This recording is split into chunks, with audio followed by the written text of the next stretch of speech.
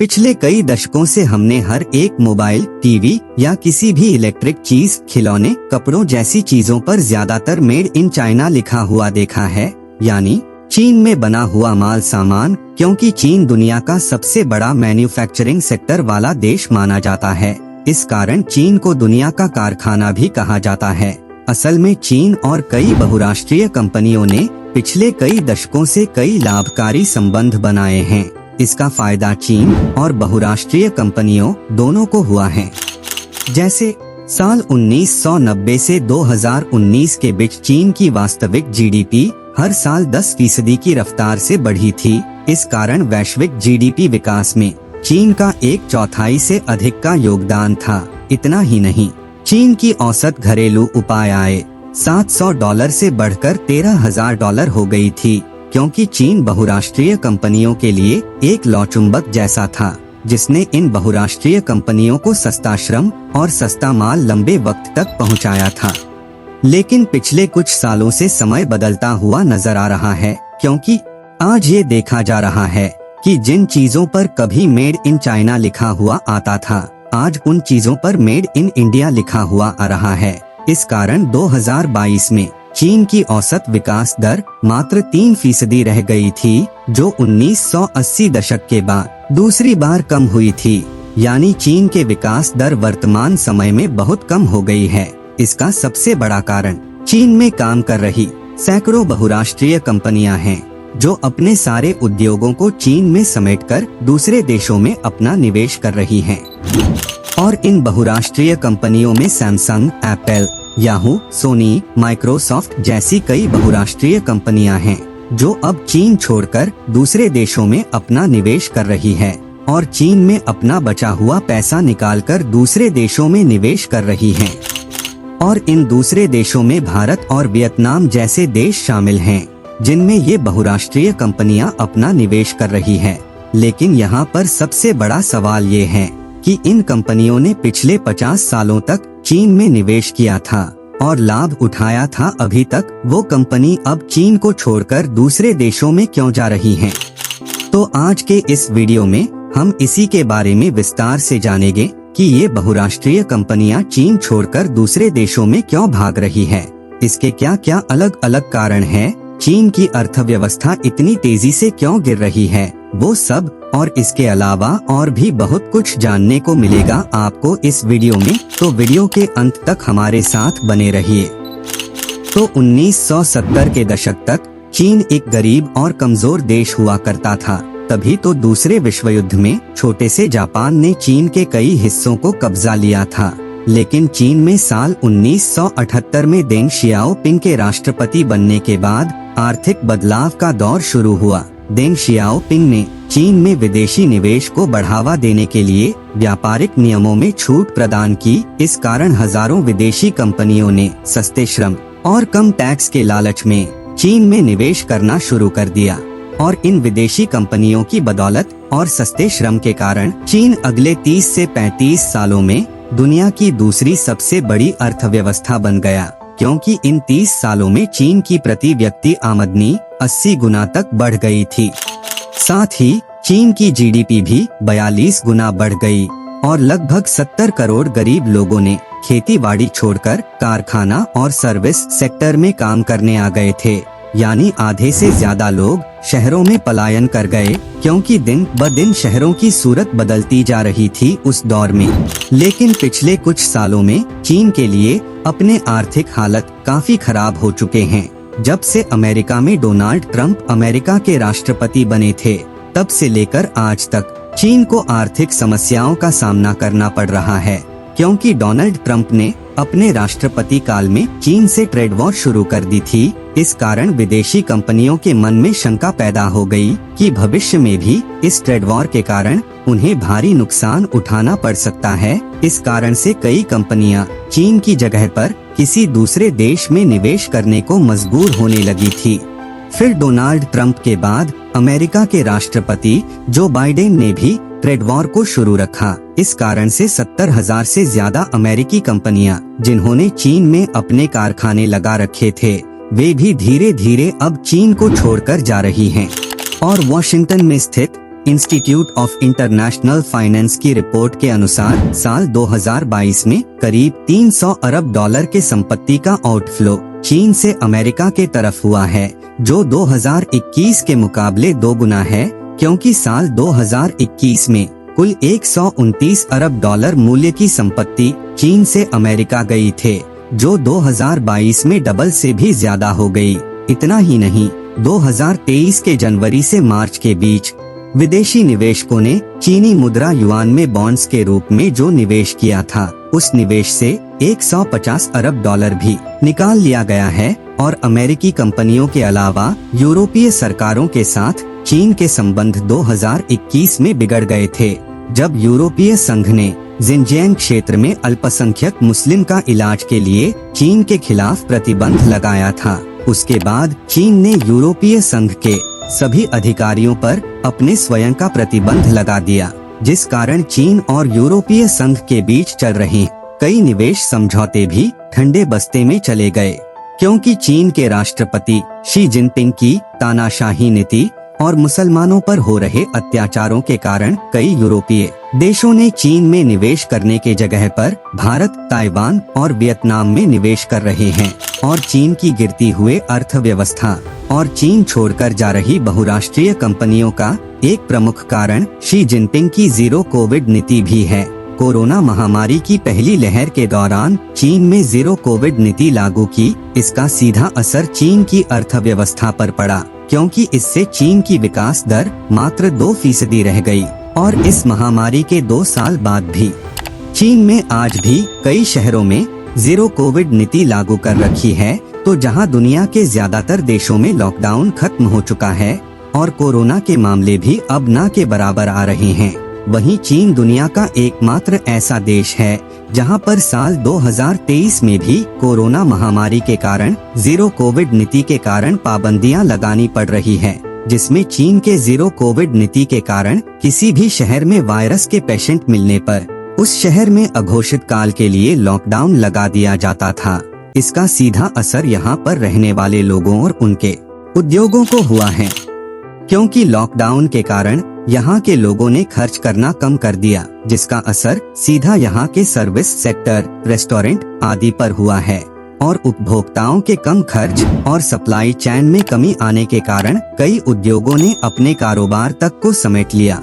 और हाल ही में चीन के सबसे बड़े शहर शंघाई में कोरोना वायरस के कारण 2 महीने तक लॉकडाउन रहा। अब शंघाई चीन का सबसे बड़ा शहर है, जो अकेला शहर चीन के अर्थव्यवस्था में 5% से अधिक का योगदान देता है। तो इस शहर के बंद होने से कई बड़े बड़े उद्योगों को बंद कर दिया गया। वहीं एप्पल जैसी कंपनियों के कर्मचारियों को फैक्ट्री में ही बंद करके काम करवाया गया, जिसका पूरी दुनिया में विरोध हुआ। इतना ही नहीं, शंघाई शहर में लगभग 60,000 से अधिक मौतें मात्र महामारी के कारण हो गई। इस कारण बड़ी बड़ी कंपनियां इस अनिश्चितता के माहौल में हैं कि कभी भी चीनी सरकार बिना सूचना दिए अचानक से कोविड के नियम बदल सकती है। तो इस अनिश्चित स्थिति में ये कंपनियां भविष्य के प्रोजेक्ट के लिए अरबों रुपए के निवेश के लिए संकोच खा रही हैं। यानी चीनी सरकार की यह कठोर जीरो कोविड नीति के कारण ही विदेशी कंपनियां भारत जैसे देशों में निवेश करने का विचार कर रही है, क्योंकि भारत में कोविड के आसान नियम हैं। इसके अलावा बहुराष्ट्रीय कंपनियों का चीन में निवेश करने का सबसे बड़ा कारण चीन का सस्ता श्रम और बड़ी युवा वर्ग की आबादी थी। लेकिन वर्तमान समय में समीकरण बिल्कुल बदल चुका है, क्योंकि चीन को पछाड़कर भारत दुनिया का सबसे बड़ी आबादी वाला देश बन चुका है, जबकि चीन की आबादी बढ़ने की बजाय घटने और बूढ़ी होने लगी है। क्योंकि बीजिंग के नेशनल ब्यूरो ऑफ स्टैटिस्टिक्स के रिपोर्ट के अनुसार चीन की राजधानी बीजिंग शहर में 2021 की तुलना में 2022 में 8,50,000 लोग कम हो गए हैं। यानी चीन की राजधानी में आबादी घट रही है। वही इस रिपोर्ट के अनुसार 2022 में 9.54 मिलियन बच्चों का जन्म हुआ था, जबकि 2021 में 10.62 मिलियन बच्चों का जन्म हुआ था, जो 2020 में कुल जन्मे बच्चों से भी 11.6% कम थे। और चीन में इस साल 10.43 मिलियन लोगों की मौत भी हुई है। तो जनसंख्या के इन आंकड़ों ने चीन को डरा कर रखा है, क्योंकि जनसंख्या के इन आंकड़ों के कारण चीन दुनिया का पहला ऐसा देश होगा जो अमीर होने से पहले ही बूढ़ा हो जाएगा, क्योंकि 2050 तक चीन की आबादी घटकर 1.3 बिलियन हो जाएगी और इन जनसंख्या में से भी 70% लोग ऐसे होंगे जो अपनी जरूरतों के लिए दूसरे लोगों पर निर्भर हो जाएंगे, यानी ज्यादातर लोग बुजुर्ग होंगे। ऐसे में कोई भी बड़ी कंपनी ऐसे देश में अपने अरबों रुपए के निवेश को नहीं करना चाहेगी जिसके एक बड़ी आबादी बूढ़ी होने वाली हो, जहां पर ना तो कोई युवा वर्कफोर्स होगा और ना ही युवा उपभोक्ता होंगे। इतना ही नहीं, साल 2010 में चीन में सालाना श्रमिक वेतन लगभग $5,400 के आसपास था, जो 2020 में $14,670 के आसपास हो गया, यानी करीब 3 गुना ज्यादा। तो जिन बहुराष्ट्रीय कंपनियों को चीन में सस्ता श्रम लुभावना लग रहा था, अब वही कंपनियां महंगी श्रम के कारण भी चीन छोड़कर भारत और वियतनाम जैसे देशों का रुख कर रही हैं। इसके अलावा चीन सरकार की स्ट्रिंजेंट पॉलिसी भी एक वजह है। असल में चीनी सरकार पिछले कई सालों से स्ट्रिंजेंट पॉलिसी का सहारा ले रही है, जिस पॉलिसी के अंतर्गत चीनी सरकार बड़ी बड़ी कंपनियों में राष्ट्रीय सुरक्षा का दिलासा देते हुए उनके व्यापार में हस्तक्षेप कर रही है, क्योंकि चीनी सरकार कंपनियों से उनका सारा डेटा सरकार के साथ साझा करने की मांग कर रही है, और अगर ये कंपनियां इसका थोड़ा सा भी विरोध करने की कोशिश करती है तो उन कंपनियों पर भारी पेनल्टी भी थोपी जा रही है। जैसे अलीबाबा इसका सबसे बड़ा उदाहरण है, क्योंकि चीनी सरकार ने एंटी ट्रस्ट के एक मामले में अलीबाबा पर करीब $2.8 अरब का जुर्माना लगाया था। वहीं टेंसेंट पर भी चीनी सरकार की स्ट्रिंजेंट पॉलिसी का असर हुआ और इस कंपनी का मुनाफा 50% तक कम हो गया था। तो चीनी सरकार के इस पॉलिसी के कारण चीन में हर 5वां युवा आज बेरोजगार घूम रहा है, यानी स्ट्रिंजेंट पॉलिसी के कारण अमेरिका, यूरोप और ताइवान की 250 से अधिक कंपनियों ने चीन को छोड़ दिया है। अब चीन में आर्थिक मंदी और बहुराष्ट्रीय कंपनियों के बाहर निकलने की वजह अमेरिकी सुरक्षा नीति भी है, क्योंकि रूस यूक्रेन युद्ध के बाद यूरोपीय देशों और अमेरिका ने रूस को अलग थलग करने के लिए रूस पर सभी तरह के प्रतिबंध लगा दिए हैं, लेकिन चीन आंतरिक रूप से रूस की मदद कर रहा है। ऐसे में अमेरिका और यूरोप के देशों को डर है कि चीन भी रूस की तरह ताइवान को कब्जाने के लिए उस पर आक्रमण कर सकता है।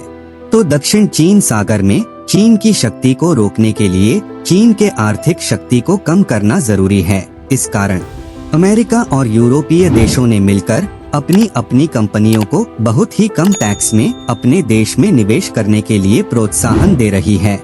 साथ ही उन कंपनियों पर अधिक जोर दे रहे हैं जो चीन में निवेश करना चाहती है या जिनका निवेश चीन में पहले से ही हो चुका है, जिसमें वर्तमान समय में Apple, Samsung, Tesla, Nike, Intel, Sony, LG mobile phones, Dell computers, HP computers, Adidas, Puma, Zoom, Sharp, Hasbro, Kia Motors, Hyundai Motors जैसे हजारों कंपनियां शामिल हैं जो चीन को छोड़ चुकी है या चीन को छोड़ने का मन बना चुकी हैं।